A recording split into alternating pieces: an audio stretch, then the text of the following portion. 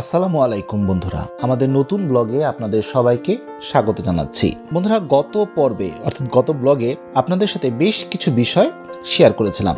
বলেছিলাম আমরা যখন দেশের বাইরে আসি তখন কেনাকাটার তেমন একটি সুযোগ পাইনি, তাই বাজেটও কম ছিল এবং দেশের বাইরে যখন আমরা আসছি তখন কোথায় কি কিনবো এটা নিয়ে খুব চিন্তিত ছিলাম। আমরা খুঁজে বের করি, বিভিন্ন ওয়েবসাইট, গ্রুপ, এগুলো সার্চ করে দেখলাম দু একটি শপ রয়েছে যারা খুবই অল্প প্রাইসে, বলতে পারেন বাংলাদেশের চেয়েও কম প্রাইসে তারা জামা কাপড়, তারপর ধরুন আরেকটি শপে হচ্ছে গৃহস্থলীর জিনিসপত্র সহ অন্যান্য সব কিছুই খুবই কম প্রাইসে, বলতে পারেন বাংলাদেশের চেয়েও কম প্রাইসে তারা সেল করে থাকে।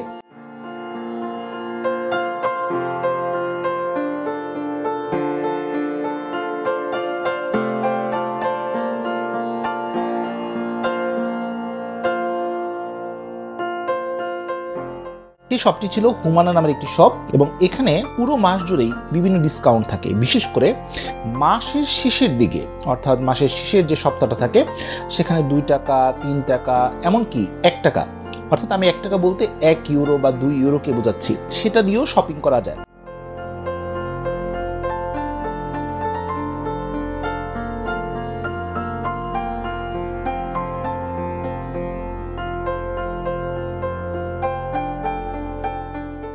যা বাংলাদেশি টাকায় ধরতে পারেন 1 ইউরো যদি হয় 140 থেকে 50 টাকা, আর 2 ইউরো যদি হয় 280 থেকে 300 টাকার মতো, আর যদি 3 ইউরো হয় 450 টাকার মতো খরচা হতে পারে। তার মানে বলতে পারেন যে বাংলাদেশে একটা ভালো কোয়ালিটির যদি আপনারা কোনো ড্রেস কিনতে চান বা জামা কাপড় কিনতে চান, এর চেয়ে বেশি কিন্তু আপনাকে খরচ করতে হবে। বিদেশের মাটিতে এই প্রাইসটা আসলে কল্পনাই করা যায় না।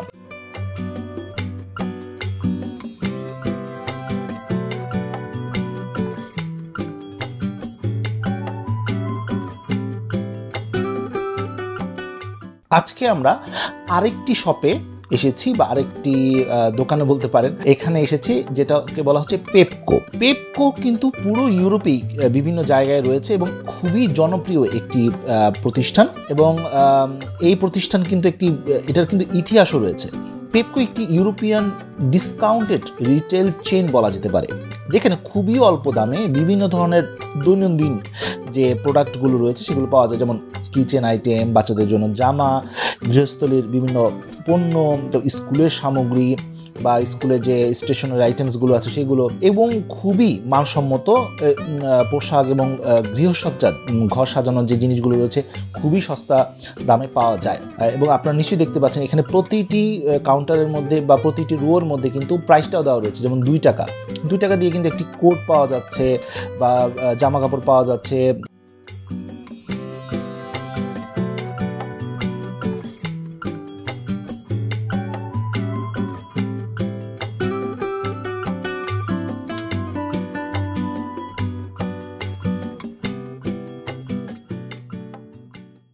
এবং যে ব্যাগগুলো রয়েছে এগুলো কিন্তু মাত্র 4.5 টাকা করে পাওয়া যাচ্ছে। 4.5 টাকা বলতে বাংলাদেশি টাকায় ধরুন প্রায় 600-650 টাকার মতো এই অ্যামাউন্টের মধ্যে একটি চমৎকার একটা ব্যাগও কিন্তু এখানে তারা সেল করছে। মানে এই ধরনের, এই যে গ্রাউন্ডটা দেখতে পাচ্ছেন এইটা মাত্র 2.5 টাকা। আমরা যে শহরে রয়েছি সেটা হচ্ছে ভিলনিয়াস শহর। এখানেও পেপকোর বেশ কয়েকটি আউটলেট রয়েছে, অ্যাক্রোপলিসে রয়েছে, ওজাসে রয়েছে, এছাড়াও বিভিন্ন জায়গায় রয়েছে। একটা মজার তথ্য জানিয়ে রাখি, ইউরোপের অনেক স্টুডেন্ট এবং নতুন যারা আমরা সেখানে যাই, নতুন যারা ইউরোপে যাই তাদের কিন্তু প্রথম পছন্দ তালিকার মধ্যে পেপকো থাকে, কারণ খুবই কম বাজেটে যাবতীয় জিনিস কিন্তু কিনতে পাওয়া যায়। আমরাও কিন্তু ঠিক এখানে কেনাকাটা করতে এসেছি এবং আমার গিন্নি এবং আমার মেয়ে কিন্তু ও খুবই এক্সাইটেড ছিল এখান থেকে বিভিন্ন জিনিস কেনার জন্য।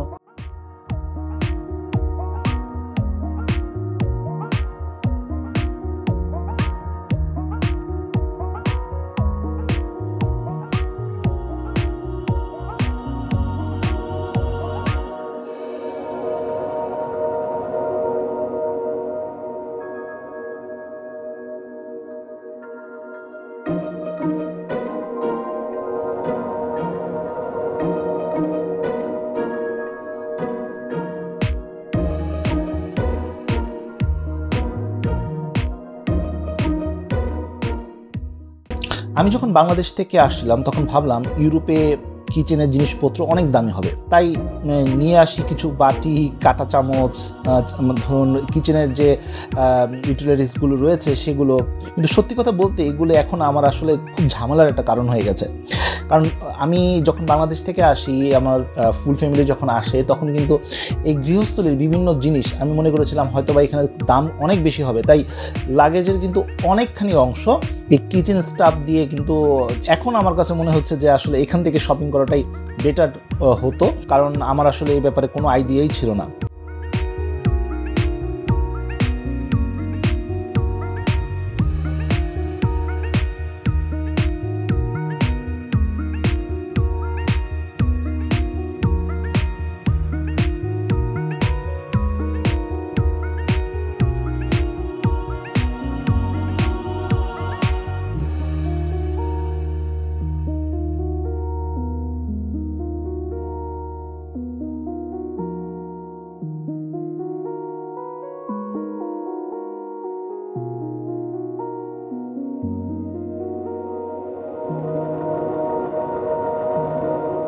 যারা ইউরোপে আসার প্ল্যান করছেন, বিশেষ করে যারা স্টুডেন্ট হিসাবে আসবেন বা ফ্যামিলি নিয়ে আসবেন, তাদের জন্য আমার কিছু টিপস রয়েছে।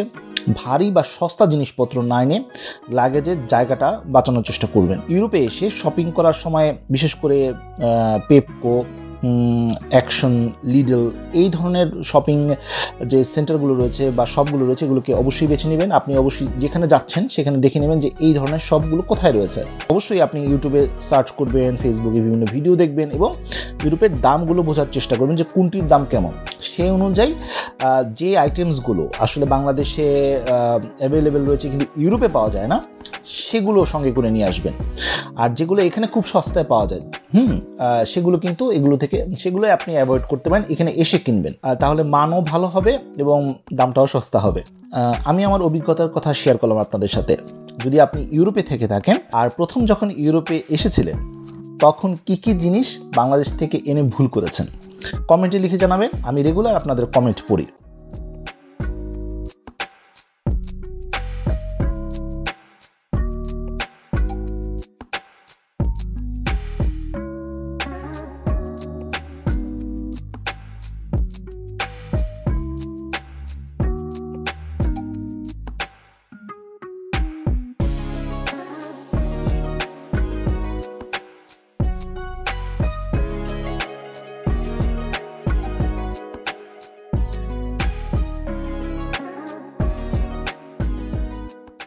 গত ভিডিওতে অনেকেই আমার কাছে জানতে চেয়েছিলেন যে ভাইয়া কিভাবে আমরা দেশের বাইরে আসতে পারি, ফ্যামিলি নিয়ে আসতে পারি, এই বিষয়টি নিয়ে অনেকেই আমার কাছে জানতে চেয়েছিলেন। তো দেশের বাইরে আসার বেশ কয়েকটা উপায় রয়েছে।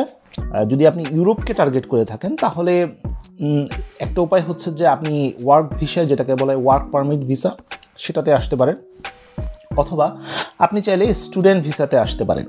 অর্থাৎ কোনো বিশ্ববিদ্যালয় আন্ডার গ্র্যাজুয়েশন, মাস্টার্স বা পিএইচডি লেভেলে আসার অপরচুনিটি কিন্তু ইউরোপের বিভিন্ন দেশে রয়েছে। কয়েকটা দেশ, ইউরোপের সবগুলো দেশ না, কয়েকটা দেশ আপনি স্টাডি অবস্থায় আপনার ফ্যামিলিকে নিয়ে আসতে পারবেন। তার মধ্যে কিন্তু রয়েছে ডেনমার্ক রয়েছে, নেদারল্যান্ডস রয়েছে, নরওয়ে রয়েছে, এছাড়া লিথুনিয়াও কিন্তু রয়েছে।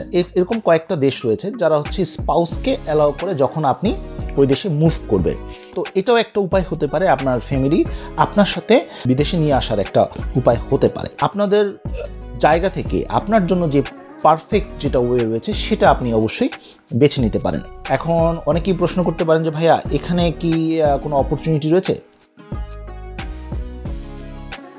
হ্যাঁ, অবশ্যই সুযোগ রয়েছে। যেটা বললাম, সব জায়গায় ওয়ার্ক পারমিট সহ, স্টুডেন্ট ভিসা সহ আরও বেশ কিছু অপশনস থাকে। সেগুলো আপনারা অবশ্যই আপনার জায়গা থেকে আপনার জন্য যেটা পারফেক্ট হয় সেটা অবশ্যই আপনি বেছে নিতে পারেন।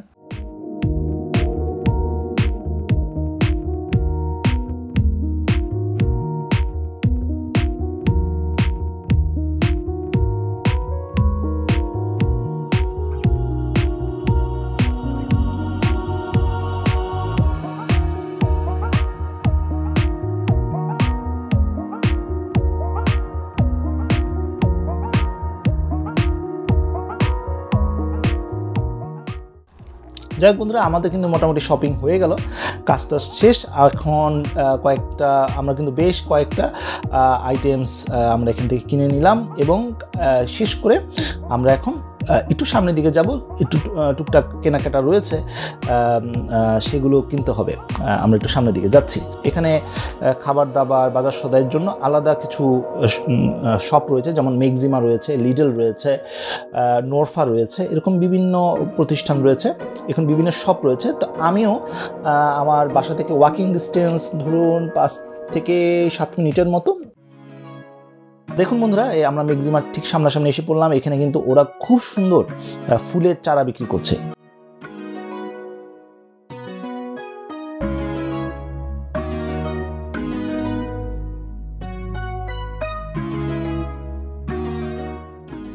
কিছু কিছু শপে ধরুন চালের দাম কম থাকে বা ধরুন তেলের দাম কম থাকে, আবার কিছু শপে হচ্ছে অন্য আইটেম, ভেজিটেবলস যে আইটেমসগুলো রয়েছে সেগুলো কম থাকে। আবার কিছু জায়গায় মিট আইটেম যেগুলো রয়েছে সেগুলো কিন্তু দাম কম থাকে। তো আমরা একটু ঘোরাফেরা করে দেখি যে কখন কোথায় সুযোগ রয়েছে বা কখন কোথায় দাম কম পাওয়া যায়।